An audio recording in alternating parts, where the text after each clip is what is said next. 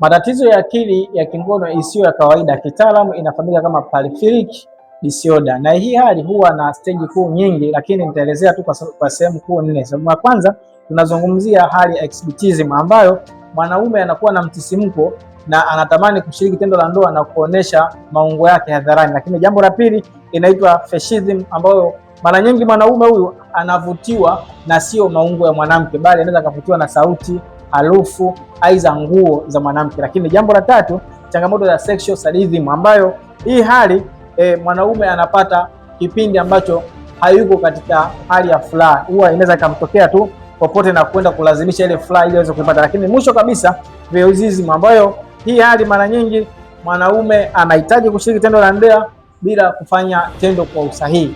Hii watu wengi huwa inawakumba na kupeleka athari mbalimbali, ikiwemo huyu mtu anaweza kubadilika, watu wakazani labda ni kichaa ama mwandazimu, lakini hali kubwa ni changamoto za saikolojia.